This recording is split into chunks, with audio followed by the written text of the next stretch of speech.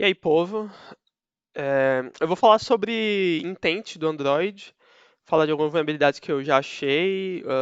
Isso aqui são os reportes das vulnerabilidades. Uma eu achei no Bug Bounty e a outra eu achei no Pentest.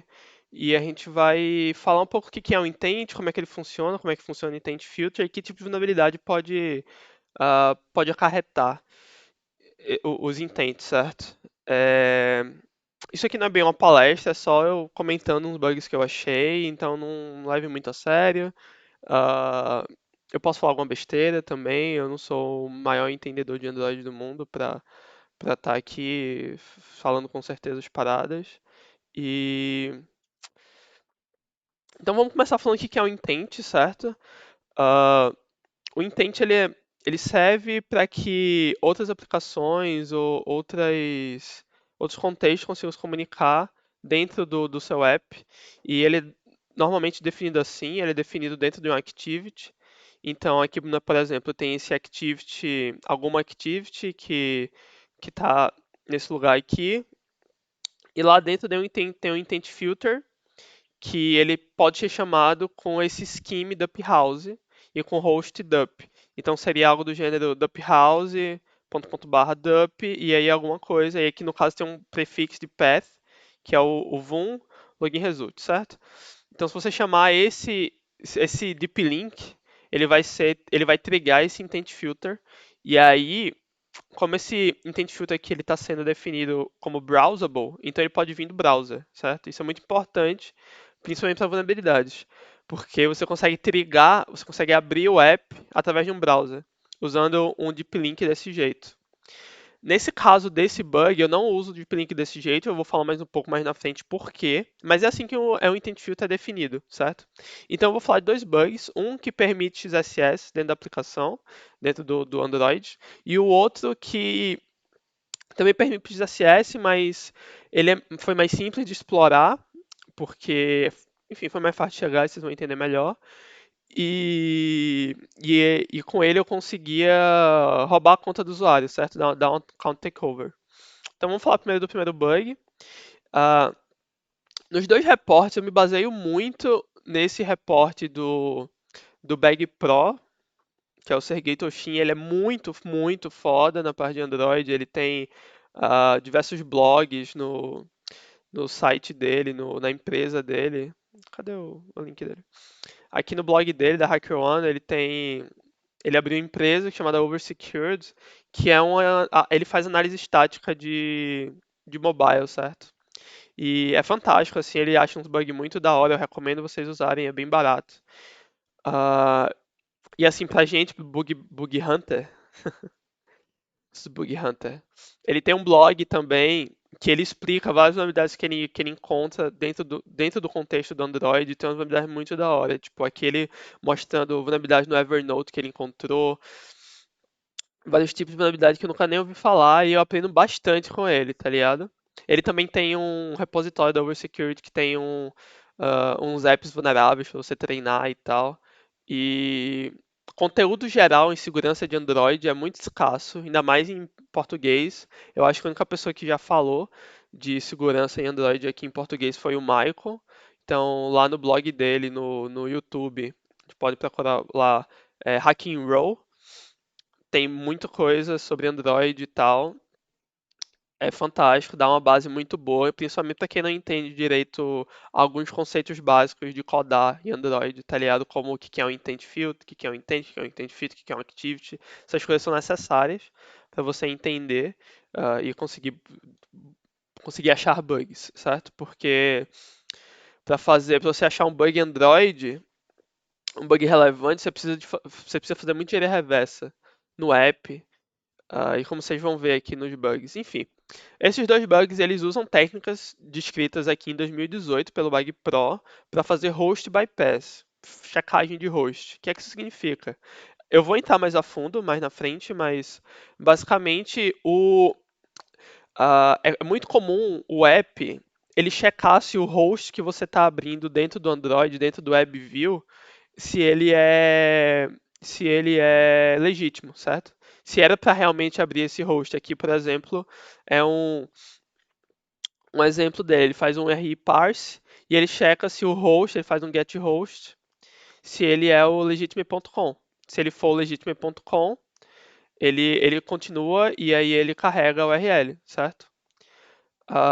Isso é muito normal. Mas qual o problema? O problema é que o passe que é usado dentro do WebView e o passe que é usado aqui no RI, eles são diferentes, eles parseiam diferente, tipo, passear diferente, um vai entender uma coisa e o outro vai entender outra coisa.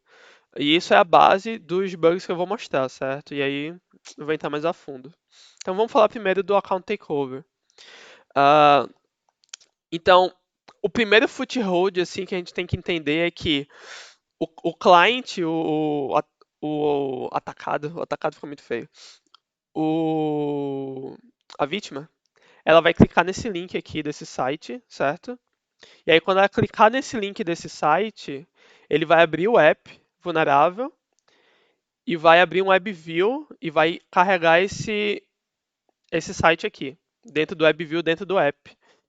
E aí, por causa do bypass, ele vai mandar os tokens de acesso aos cookies para o meu servidor, para o servidor do atacante, certo?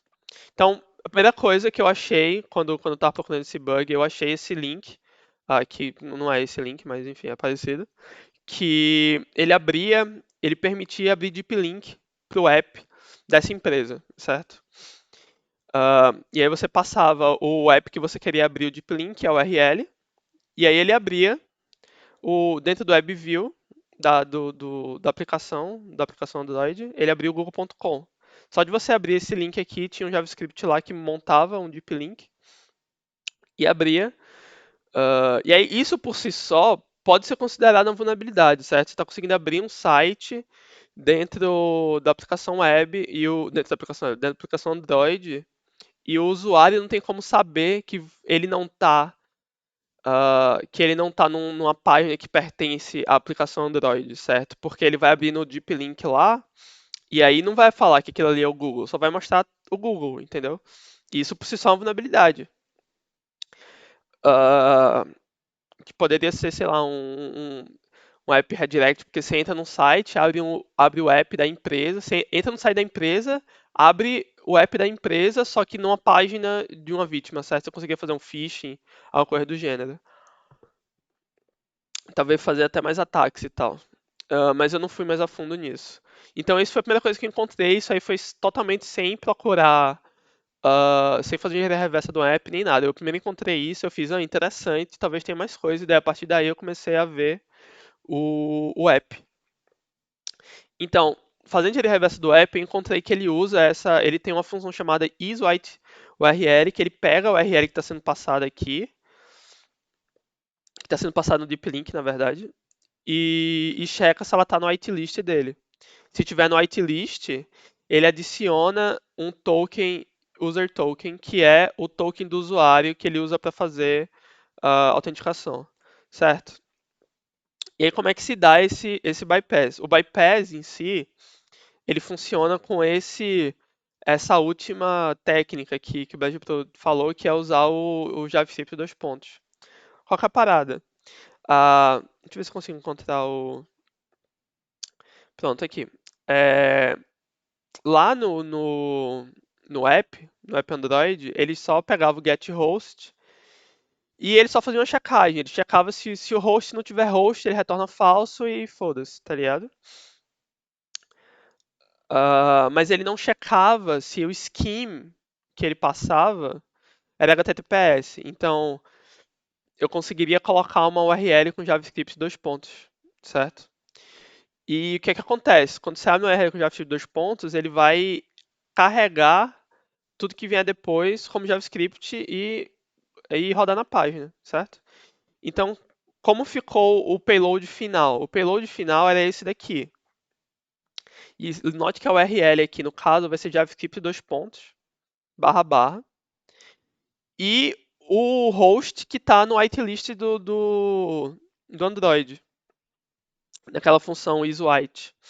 Ele tem esse host aqui. Só qual o problema? Quando você usa o scheme JavaScript dois pontos, não tem host. isso aqui vai ser tratado como um código. Aí por que os barra barra? Em JavaScript barra barra é comentário, certo? Então isso aqui tudo vai ser tratado como comentário. Então isso aqui vai ser comentário e teoricamente ele não iria rodar nada. Por isso que tem esse 25.0a, que aí vai servir. Deixa eu abrir uma página nova aqui para vocês. Ele vai servir da seguinte forma. Ih, ficou muito grande. Deixa eu baixar um pouquinho. Ele vai funcionar da seguinte forma dentro da WebView. Aqui ele já está dentro da WebView do Android, certo? Ah, ele vai executar tudo que tiver aqui, então ele vai colocar isso aqui dentro do WebView, certo? Barra barra é comentário, então ele não vai executar dump app, porém a função whiteURL vai achar que isso aqui é, na verdade, o host, mas não é, porque eu estou usando o schema JavaScript. Ele vai ignorar isso aqui. Eu coloquei mais um barra, e aqui está um URL double decode, que porcentagem de 25 é só porcentagem, e 0A é pular linha. Então, por que eu preciso de double encode? Porque a primeira camada vai ser no browser, certo? Então vai ter browser, depois o Android e depois o WebView.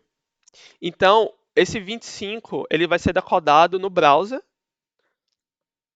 e aí quando ele passar para o Android já vai vir só com porcentagem 0A. Só vai vir assim, quando chegar no Android. Porcentagem 0A é barra N eu pulo linha. Pulando linha, o JavaScript vai entender que isso aqui é uma linha nova de código e vai rodar. E aí o que é que eu fiz? Eu coloquei um window location para redirecionar para o meu site malicioso, certo? Por que eu não poderia só abrir o meu site malicioso direto? Porque eu não ia bypassar o white URL, beleza?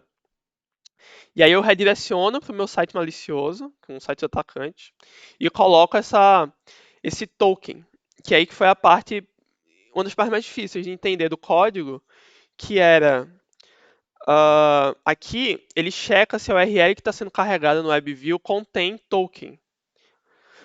Se ele contém token e for whitelist, ele vai colocar um parâmetro, ele vai pegar o token do usuário aqui e vai colocar como parâmetro. E aí vai carregar isso daqui, que ele vai fazer o replace antes de carregar no WebView. Ele vai pegar, ele notou que tem token, certo? Ele notou que tem token aqui e ele vai adicionar um token a mais. Por isso que eu preciso de um barra barra no final, que é para ter certeza que ele vai passar isso aqui pro meu servidor. Senão ele não passaria, porque ia ficar tipo ia ficar interrogação token, que ele ia adicionar mais um token, sacou? Ah, e aí a vulnerabilidade é essa. E aí o que chega no meu servidor é um get. É um get com o token todo do usuário. Isso aqui chega no meu servidor. Quando o cara clica nesse link. E esse é o primeiro bypass, que é esse daqui do JavaScript. Aí eu adicionei, claro, eu tive que colocar o 0A aqui, double encoded, porque eu estava no contexto do browser antes, certo? E eu tive que colocar um window location para redirecionar para o meu site com um token e fazer isso, beleza? E aí eu pego todos os dados do usuário aqui, muita coisa, e com esses dados aqui eu consigo fazer qualquer requisição para a API deles e tal. Beleza. Aí isso, o que é que você precisa entender daqui? Você precisa entender o que é um intent filter, você precisa entender esses bypasses, você precisa entender os contextos que vão ser carregados, certo? E essa é a primeira falha. Beleza. Inclusive, se eu estiver falando muito rápido, qualquer coisa assim, por favor, mande pergunta no chat e a gente vai responder, certo? Isso aqui não é pra ser uma puta palestra super profunda nem nada do gênero, é só pra mostrar as paradas. Beleza. O segundo bug ele é mais complexo, porém o bypass dele é mais simples. Por que ele é mais complexo? O intent filter dele é esse aqui, certo? Que eu já falei como seria o deep link, seria dup house, dois pontos barra barra dup, vum, login result, certo? Só que eu não posso fazer isso. Eu não posso fazer isso porque esse alguma activity ela é chamada quando você passa esse deep link, certo? Esse intent. Só que ele pega um extra, um string extra. O que é um string extra? Nos intents, você consegue passar meio que variáveis para esses intents, como parâmetros, tá ligado? E isso não funciona, pelo menos um intent extra, ele não funciona passando deep link. O deep link ele vai ser passeado como se fosse um URL normal, com host, com parâmetros. E o intent extra ele tem tipos definidos e tal. Nesse caso aqui ele está pegando ou algum activity que é chamada quando você passa esse intent, ele pega um extra URI que é um nome que ele definiu lá, que é um intent extra de string, do tipo string. Aí aqui é mais um pouco do código. O que é que ele faz? Nesse 54, ele pega a URL que é passada aqui no str, no URI, que é passada nesse intent extra, certo? Então, eu não posso fazer um deep link direto, eu tenho que fazer um intent. E aí eu vou falar mais à frente depois como é que você consegue fazer um intent pelo browser, certo? E definir os intent extras. Eu tô só 5% de bateria, então eu tenho que correr com isso aqui. Ah, então ele pega o array pelo intent extra, do tipo string, e faz um passe. Esse passe é do mesmo tipo que o Bajo Pro comenta no post dele. Por favor, leiam todo, na moral. E ele faz algumas checagens. Ele checa se o scheme é HTTPS, então já não dá pra fazer aquele bypass JavaScript. Ele checa se o host começa com socialize. Ele checa se o path tem o login.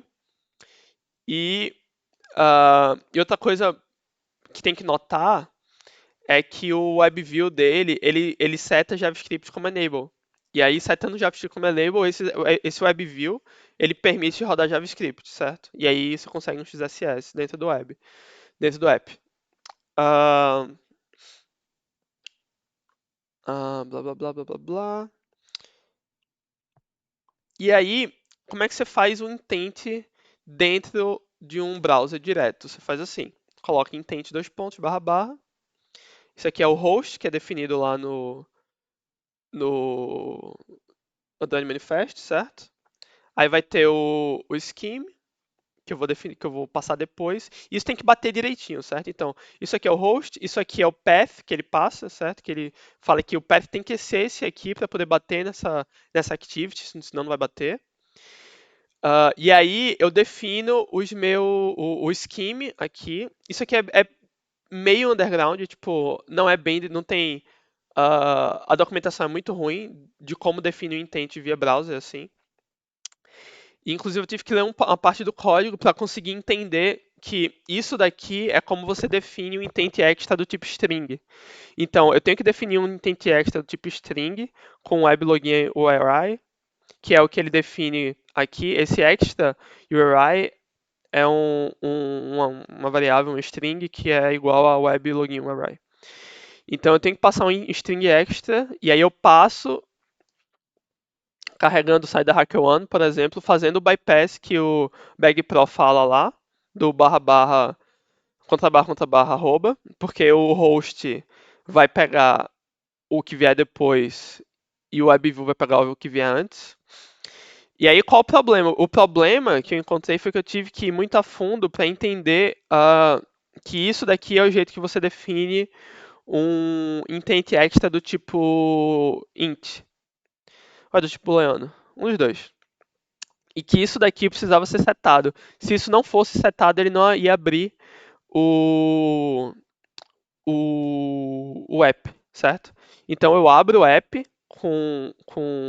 através criando um intent dessa forma. Então assim a gente consegue setar um intent pelo browser com um link só com intent extras. E aí isso é que eu acho que muita gente se perde, porque muitas vezes você tem uma definição de intent filter dessa forma. Uh, e no final das contas ela não vai conseguir bater porque está faltando os intent extras se você fizer direto por deep link. Então você consegue também fazer dessa forma, usando intents dos pontos barra barra e setando assim. E aí eu tive que achar essa variável aqui lá fazendo engenharia reversa para poder bater do jeito que queria. E o bypass com um barra barra arroba. Então o host vai pegar essa parte, o array parse lá, e o WebView vai pegar isso aqui, e aí você consegue abrir um site randômico, um site que você controla no app. E a partir daí você consegue executar JavaScript e fazer uma caralhada de coisas, certo? Porque o JavaScript, junto com o WebView, dependendo como o WebView está configurado, você consegue colocar, acessar arquivo local, você consegue fazer várias coisas, certo? Dentro do Android. E aí eu tenho um videozinho aqui. Isso aqui é a POC que eu mandei para lá, certo? Então aqui a vítima ela vai vai abrir um site, certo? Isso é um site meu e vai clicar nesse link. Assim que ela clicar no link, o app vulnerável vai abrir com o site da HackerOne como se fosse o app. E aí vocês vão entender o que eu falei. Aí ele carregou, tá vendo? Vocês vão entender o que eu falei como a pessoa não sabe o que está sendo carregado ali. Pode ser muito bem uma página normal do app. Então você daria para fazer um phishing, só que tem JavaScript, você consegue rodar JavaScript dentro do contexto do negócio. É isso, eu tenho 2% de bateria, eu vou acabar por aqui. Isso não é nada muito novo, assim, o que foi o maior aprendizado para mim foi conseguir fazer um intent dessa forma, e colocar os intent extras e entender que tem certos pontos da aplicação que você quer chegar que você vai precisar colocar um intent extra para chegar lá. E esses bypasses do Bag Pro são fantásticos, leiam tudo que ele faz, ele é muito foda. Muito, muito foda. Façam o negócio, eu pago o scan dele, o scan dele é muito bom. Eu sempre uso sempre que eu vou fazer coisa de Android. E é isso, qualquer coisa, fala aí no chat, manda pergunta na DM, e é nóis, valeu, falou. Falou, valeu.